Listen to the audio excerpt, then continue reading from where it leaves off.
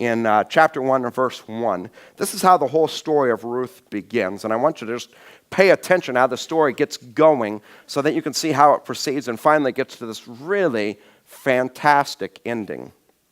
It starts out these ways with these words, verse 1 of chapter 1, "In the days when the judges ruled."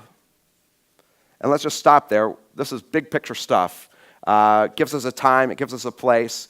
And you should know this, that the book of Judges is connected to the book of Ruth. Whenever you hear about the book of Ruth, you should think, it's connected to the book of Judges. We just got done talking about the book of Judges. I told you that it's this kind of book. It's a book about despicable people doing despicable things.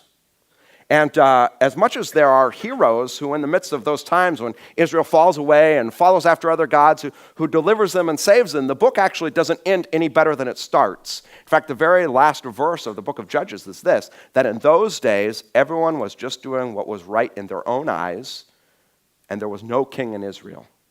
I mean, the book is just despicable people doing despicable things, and it just ends on a sour note, like it never gets any better. And that is the broad context into which the book of Ruth gets its start. So you can just be thinking about that. And it says, in the days when the judges ruled, there was a famine in the land. And now that you know what the time period is, you may even begin to think, why would there be a famine? If you know the cycles of the story of the book of Judges, you know that God's people turned away, they followed after other gods. And so God, this is what he did. He allowed them to feel the consequences of their sinful choices. And so he allowed them to fall into famine. He allowed them to be oppressed. He allowed them to suffer under the weight of the consequences of their own sin. And so when you hear this, that in the book of Ruth, it was during the time of the judges and there was famine in the land, you say, this is one of those times where God was allowing his people to suffer the consequences of their own sin. And so kind of in a broad way, that was the state of things in the nation of Israel. And now we're going to narrow down to a particular family. It says there was famine in the land, and a man from Bethlehem in Judah, together with his wife and 2 sons, went to live for a while in the country of Moab. A couple of different thoughts. First, you may not know this, but the word Bethlehem in Hebrew means house of bread. And so when you hear Bethlehem, that's the house of bread. And listen, it's filled with irony.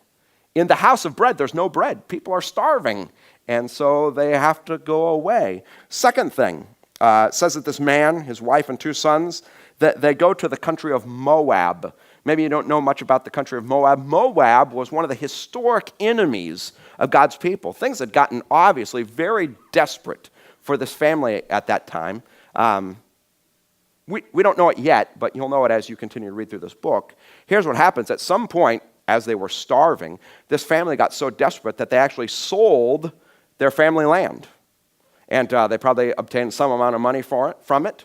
And it got so bad, they probably spent all that money. They were absolutely destitute, so destitute that they say, well, we have no future here.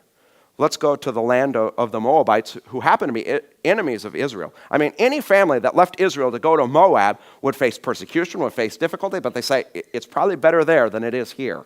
So in the house of bread, where there is now no food whatsoever, a family who has sold everything they have, has suffered unspeakable anguish already, decides we'd be better off going to the land of our enemies than staying here. And I want you to see these words as well. It says they went to live, I want you to see these 3 words, for a while. It was just temporary, okay? They thought to themselves, well, we'll just go there for now until we get back up on our feet, but we'll come back. Maybe some of you've been in this boat before, right? Like, okay, I'm going to take this job for now, but it's not forever, it's just for now. Or some of us have moved back in with our parents. It's not forever, it's just for a while, just for now. That's like, this is their idea. We'll go there. I know it's bad now, but it's only for a while. Anyway, this is how the story moves forward. The man's name was Elimelech, his wife's name Naomi, and the names of his 2 sons were Mahlon and Chilion. They were Ephrathites from Bethlehem, Judah. And they went to Moab to live there. Let's just talk about the names of the 2 sons. We get some insight here. These names, Mahlon and Chilion, are not normal Hebrew Israelite names. In fact, many scholars think that these boys were actually named after foreign gods, and now we can kind of maybe place what's going on here. Elimelech, at some point, maybe even in the desperation of what he's gone through, having to sell off his property and really can't survive in his own place, at some point, it appears that he renounced God. God, I renounce my faith in you. He even names his boys after foreign gods. And one thing is clear, though, Naomi, she's a woman who holds to her faith. We have a marriage here where it appears, anyway, that the wife, she continues to cling to God. No matter how bad things get, even in a foreign land, she continues to have faith in God, continues to believe. But the husband, he's not a believer anymore. That's what it appears like. And maybe as they left for Moab, she thought to herself, like, okay, it's only for a while. God, just be with us. She probably continued to pray for her husband, and she saw how stressed he was. And anyway, they go off to this foreign land and live there. It says in verse 3, now Elimelech, Naomi's husband, died, and she was left with her 2 sons. They married Moabite women, one named Orpah and the other Ruth, which is an indication that, okay, this is a father who didn't train his sons in the ways of the Israelites. They're not supposed to marry Moabites, but apparently they do. They don't care about the one true God. They don't follow his law. And it's just Naomi. She's holding on strong, but the rest of the family is not. And then this, after they had lived there about, 10 years. And it might be actually, there's some of us who are in the exact same boat. We did something for a while, but we're still in it 10 years later. Like, some of you have been there before.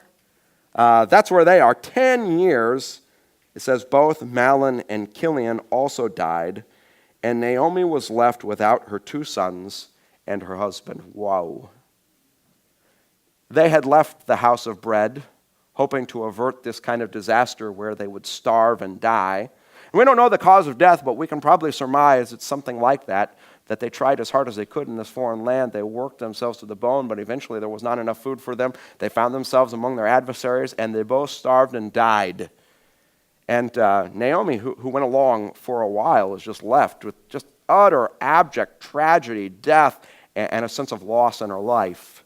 And anyway, verse 6, this is how the story goes forward. When she heard in Moab that the Lord had come to the aid of his people by providing food for them, Naomi and her daughters-in-law prepared to return home from there.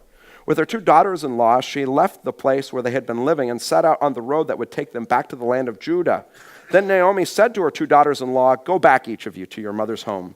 May the Lord show kindness to you as you have shown to your dead and to me. May the Lord grant that each of you will find rest in the home of another husband. So she basically says, look, you guys have no future with me. There's no hope with me. You have nothing. Just turn back. Go find a husband among your own people. And it's interesting, you can see that her faith remains strong because she blesses them in the name of the Lord. She says, may the Lord just bless you and grant you a future. You have none with me. Just depart. And we won't finish reading the story. I encourage you to as you go home. But here's what happens. Orpah, the one daughter-in-law, says, okay, thank you, and she leaves. But Ruth, who, and we can only just imagine how this happened, watched as this woman, she suffered with faith. She saw something in her. And at some point, Ruth, came to put her faith in the same God of Naomi. She said, look, your God's my God now. You can't ask me to leave. I'm going with you. Your people are my people. I've clung in faith to your God. And she actually says, may God deal with me, be it ever so severely. If anything except death parts us, I'm going with you. And so she comes along. They head back to Bethlehem. We'll pick up the story in verse 19. It says there, so the 2 women went on until they came to Bethlehem. When they arrived in Bethlehem, the whole town was stirred because of them, and the women exclaimed, can this be Naomi? Don't call me Naomi, she told them. Call me Mara, because the Almighty has made my life very bitter. Now, you may not know this, but you need to in order to understand what's going on. The word Naomi in Hebrew means something like beautiful or pleasant. So the women, they come, is this Naomi? She says, don't call me that. Do not call me beautiful or pleasant ever again. She says, call me instead Mara. And you need to know this. In Hebrew, the word Mara means bitter. So don't call me pleasant. Don't call me beautiful. I'm bitter now, and that's my name. That's my identity. So this is a person who has become very, very, very bitter with life circumstances. And now catch this in verse 21. She says, I went away full, but the Lord has brought me back empty. Why call me Naomi? I want you to think about those words. What do they mean? I went away full.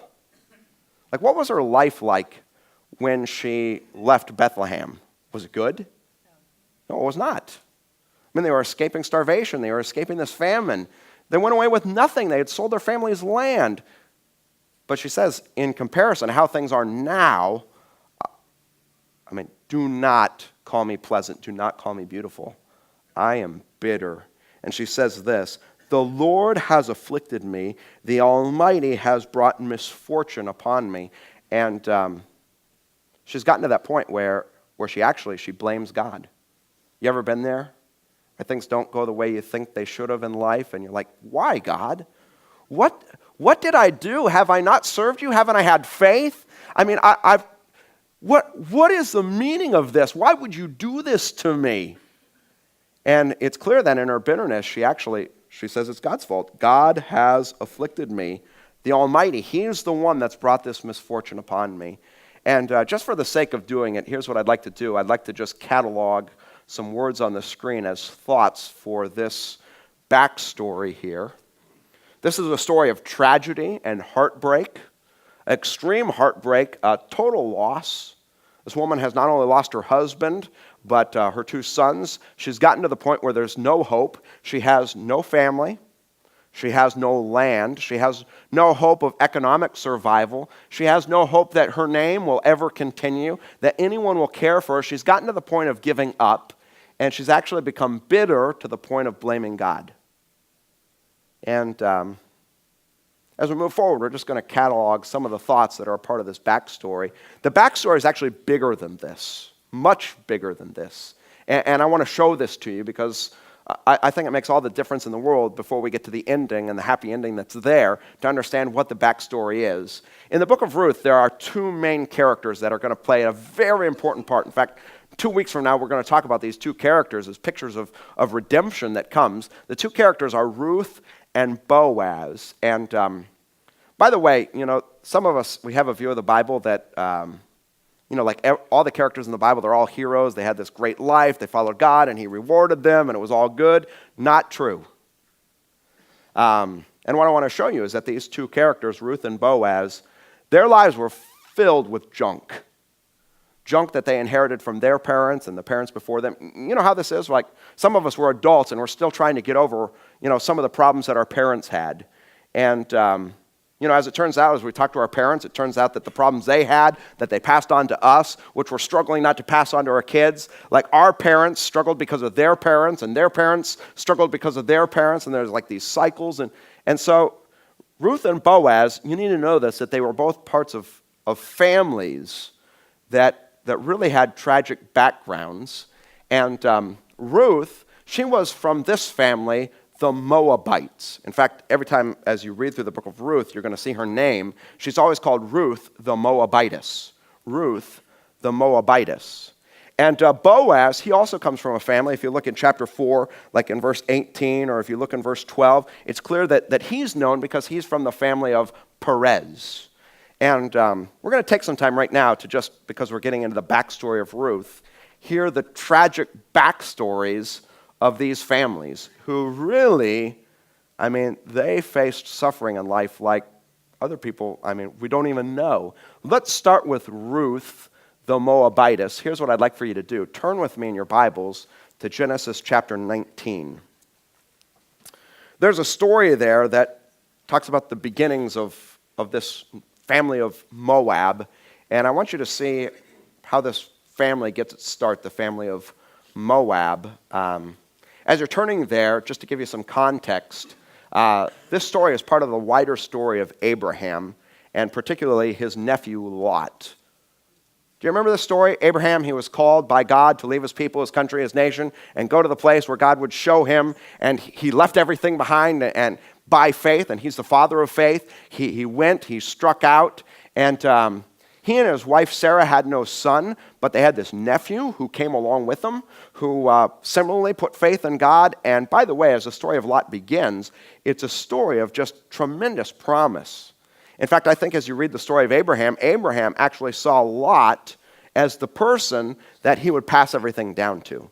Like, okay, I don't have a son, but Lot, he's like my son. I think that was Abraham's thought, like everything, all the blessings that God had promised to him and to his heirs, it would all go to Lot. He is this man of tremendous promise. In fact, at one point in the story, Abraham and Lot, God blesses them so much. They become wealthy, I mean, filthy rich.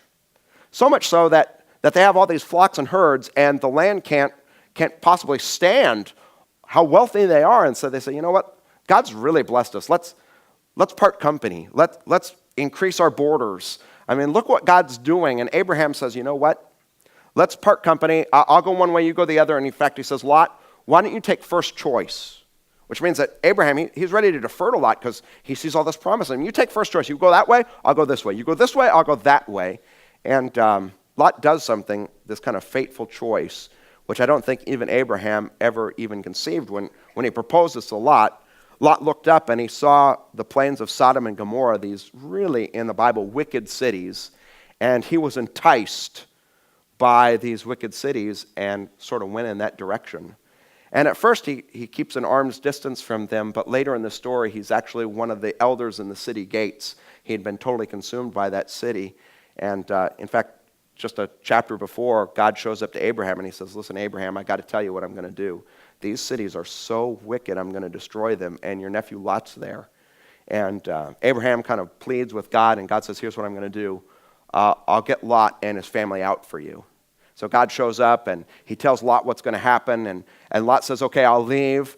But as they go to leave, and you remember the story, right? God turned those cities into a pillar of salt. They went to leave. The wife, she just couldn't. I mean, her heart was there, so she turns back, and she suffers the same fate, becomes a pillar of salt. And that's where we're going to pick things up in chapter 19. You would have thought that at that moment, Lot would say, I got to get back with my uncle Abraham. He can't bring himself to do it. And so instead of going back to Abraham, he decides to live in a cave right outside those destroyed cities of Sodom and Gomorrah. And beginning in verse 30 of Genesis chapter 19, we'll pick up this story. It says, Lot and his 2 daughters left Zoar and settled in the mountains, for he was afraid to stay in Zoar. He and his 2 daughters lived in a cave. One day the older daughter said to the younger, our father's old. There's no man around here to lie with us, as is custom all over the earth. Let's get our father to drink wine and then lie with him and preserve our family line through our father. That night they got their father to drink wine, and the older daughter went in and lay with him. He was not aware of it when she lay down or when she got up. The next day, the older daughter said to the younger, last night I lay with my father. Let's get him to drink wine again tonight, and you go in and lie with him so we can preserve our family line through our father. So they got their father to drink wine that night also, and the younger daughter went in and lay with him. Again, he was not aware of it when she lay down or when she got up. So both of Lot's daughters became pregnant by their father. The older daughter had a son. She named him Moab. By the way, in Hebrew, the word Moab means from the father. How about carrying around that stigmatized name on the playground? I mean, some of you, you had some pretty bad nicknames when you were growing up. I mean, that is a pretty bad name. Hey there, from the father. And he is the father of the Moabites today. You didn't know this when I said Ruth the Moabitess. But every time in Hebrew that you would hear the phrase Moabites, it's from the fatherites. Those are those people who got started by this incestual relationship. The younger daughter also had a son. They named him Ben-Ami. That name, by the way, in Hebrew means son of my people. Again, not the kind of name you'd want to name a kid, but that was the name. He's the father of the Ammonites today. And by the way, you can keep paging forward. That is the last time in the book of Genesis that you will hear the name Lot. You're like, what? I mean, here's this young man with all this promise, with all this potential, and At the end of his life, he's lying drunk and naked in a cave while his daughters are getting impregnated by him. And in kind of just a drunken stupor, he names his kid from the father, and he becomes the father of all the people who are called the Moabites. Now, just to catalog our thoughts, this is a list we had before. Let's put some more thoughts here. Squandered potential. Suffering the consequences. You ever hear this phrase? Hey, you made your bed, now lie in it. Some of us, I think we'll just identify with this so much. We can remember that decision we made where everything, the train went off the tracks. And we've been struggling our entire life to get that train back on the tracks, but we can trace it back. Man, if only I wouldn't have done that. Why'd I do that? And it's never been the same since. We've made our bed, now we're lying in it. We're suffering the consequences. This is a story about stigma and shame and embarrassment. Can you imagine having to have that name, Moab? I know who you are. You're from that family where the father and the daughter, I know who you are. Talk about a family curse. This is a family that from its beginning was cursed. That's the story of Ruth, the Moabitess, the backstory. Boaz also, he's got a story. He's from the family of Perez. You might have not known this, but in the book of Genesis, there's actually two twin stories. The two stories that go together, one in chapter 19, the other is in chapter 38. And I'd like to ask that you turn there. Just to kind of bring you up to speed as to what we're about to read. Chapter 38 is the story of Judah and his daughter-in-law Tamar. And to put it into context, it's part of the broader story of Joseph. Maybe you remember this story. There was a man named Jacob. He had 12 sons. He loved one of those sons more than the others, Joseph. In fact, he gave them this brightly colored coat and really pampered him. And all the brothers became insanely jealous. At one point, Joseph, he has these dreams where he becomes the leader of them all, even though he's one of the youngest. And the brothers are like, who do you think you are? And they're so jealous. In fact, Dad just pampers them. They're out working in the field. He's at home with Dad. But one day, Dad, Jacob, he says to Joseph, he says, hey, listen, why don't you go out to the field and find your brothers? And the brothers see him a long way off and coming, and they say, all right, this is our moment. Let's take care of this dreamer. Let's get rid of this guy. We're so sick and tired of the way Dad, he treats him and disregards us. And they make this plot to kill him. But Judah, and it's important you know this, Judah, he says, why would we do that? Let's not kill him. Let's at least make a profit. There's some slave traders come, and they throw him in a pit, and they sell him off to the slave traders. They put money in their pocket. And this is important to know. Jacob, in the Old Testament, the one thing he's known for, in fact, his name means this, is deceiver. He's known as the biggest deceiver in the Old Testament, always deceiving people. And this is what happens to him. His son Judah, apparently, the old phrase, the acorn doesn't fall too far from the tree. This is what he says, listen, brothers, here's the plan. Let's take this coat. Let's tatter it up. They killed a goat. They took the goat's blood and spilled it on that coat. And then Judah and his brothers come back and they're like, Dad, we found this. Does this look familiar to you? Deceiving the father, leading him to believe that Joseph he's dead. And the father just begins to grieve the loss of his most favorite son. And Judah, who's the son of Jacob the deceiver, has now deceived Jacob. That's in chapter 37. When we get to chapter 38, we hear Judah's story. This is how it goes. And I won't take the time to read everything here. I actually encourage you to read it as I'm telling this story. But this is how the story goes. Judah, he marries this Canaanite woman, which he wasn't supposed to do, but he did anyway. And they end up having 3 sons, Onan, and Shelah. And when gets old enough, he goes out and gets a wife, Tamar, for his son And Judah doesn't know this, but the Bible reveals it to us that his son was a wicked man. And so the Bible says that God put him to death. And at that time, and we'll actually end up talking about this as the weeks go by in Ruth, that's part of the story of Ruth as well. There was a custom at that time where if your brother died, you didn't want his family line to be erased from under heaven, and so it was your job as the brother to take the widow of your brother as your own wife and have a child with her. The child would not be considered your own. It would be considered your brother's so that you could, preserve your brother's line. And that was Onan's job. But, and you can kind of read the story in more graphic detail than I'll mention it here on stage. But Onan basically refused to help her conceive a child for the older brother.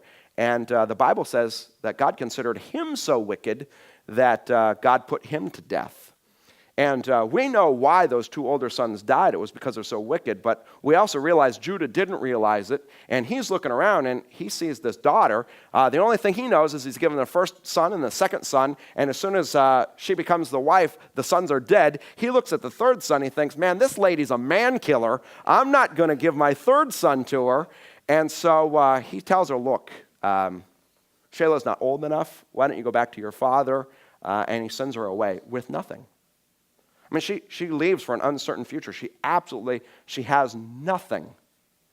And this is how the story goes forward. At some point, Tamar realizes, like, look, this guy, he's never going to give me that third son as a husband. And so she takes matters into her own hands. She dresses up as a prostitute. And at some point, Judah, his wife, dies. And so he's off on a business trip. And as he enters into town, he sees this prostitute there. He hires her. And guess what? Tamar becomes pregnant from the union. And anyway, he goes about his business. He leaves a couple things with her as a pledge. He goes about his business. And then later on, someone whispers in his ear, hey, you know your daughter-in-law? She's pregnant. What? She's so wicked. I knew she was like that. Bring her out here. We're going to put her to death. And, I mean, the story is great because she comes forward. She's like, well, before I get stoned, I just want you to know that the person who impregnated me owns these. And, I mean, it's such a great story because Judah, you know, the acorn didn't fall too far from the tree. He's become a deceiver. He's now gotten his from her. She deceived him. And he realizes, like, wow, here I am pretending I'm all righteous, but I'm not. And anyway, this is how the story ends in verses 29 and 30. She gets pregnant with twins. The name of the first is Perez. Does that sound familiar? It's Boaz's family. The name of the second is Zerah. And so let's just, for the sake of doing it, here was the list we've accumulated so far. Let's put some words up here on the screen to kind of put this story together. So there's a cycle of sin, right? This deception that's been handed down from one generation to the next. This is a story of humiliation. Like Judah, he thinks he's all righteous, but he's kind of, at some point, he gets knocked off his high horse. It's a story of disgrace and dishonor. This man who refused to give his third son to this woman actually winds up getting her pregnant. And it's a story about the loss of his reputation. From then on, he's humiliated. And that's Perez. That's the son. And so anytime anyone ever mentions the name Perez, the first thing they remember is this story. I mean, we might not think that because we're not as familiar with the Bible, but in those days, if you're from the family line of Perez, guess who you are? You're from this horrible, horrible union between Judah and his daughter. That's you. And maybe for some of us at some point, we connected with at least a part of this backstory. We've gotten into some point in our life where there's been tragedy, a loss of life, a sickness. There's some sense of heartbreak or loss. We've gotten to that point where there's no hope. We find ourselves like in a dark cave. We just wish for a ray of light. There is none. The train has gone off the tracks. We don't know how to ever get it back on. We have this sense of regret. We don't know how to get it back. There's this cycle of sin that just keeps going in our family. We found ourselves embarrassed, humiliated. Maybe we live with some sense of ongoing stigma or shame or embarrassment. We think, man, my family's cursed. I'm never going to get out of this. I would guess that there's no one in this room who didn't identify with at least some of these words. But wait a second. Wait a second. Remember, we know the end of the story. Like it's all broken to pieces now, but we know how it turns out, right? Boaz from Perez, Ruth the Moabitess, they're brought together in this union. They lay the child in Naomi's lap who's suffered this abject tragedy. She looks into her eyes and all the women are like, Naomi has a son. God has renewed her. God has given her a new day. God has given her a new life. She has a new name. She has a new hope. And as she stares in the eyes of this kid, it is the grandfather of the greatest king of Israel. Like, look at what God... So I just want you to think, like, okay, if you were to have met one of these characters somewhere along the way and the train had gone off the tracks and they're in desperate times and there's no light, they don't seem to have any hope, what would you say to them? Or if you look at these words, what would God say to you? And as I mentioned that, the story, it doesn't end there, by the way. You have to know this. So in Ruth chapter 4, right after those verses we read, there's a genealogy there. The genealogy starts with Perez. It goes down through Hezron, Ram, Abinadab, Nahshon, Salmon. Finally, Boaz. Boaz is the father of Obed. Obed's the father of Jesse. Jesse is the father of David. There's this whole genealogy there. And what's interesting, and you have to know this, if you were to turn to the New Testament, Matthew chapter 1, the first chapter in the New Testament, guess what? You find that genealogy again. You want to know why? Because this baby that she holds in her hands is not only the grandfather of David the king, but he's the great-great-great-grandfather of Jesus. Whoa! Are you kidding me? I mean, look at Matthew chapter 1 later if you want. He's the great-great-great-grandfather of Jesus. And by the way, if you find yourself identifying with these words, I just want to remind you something.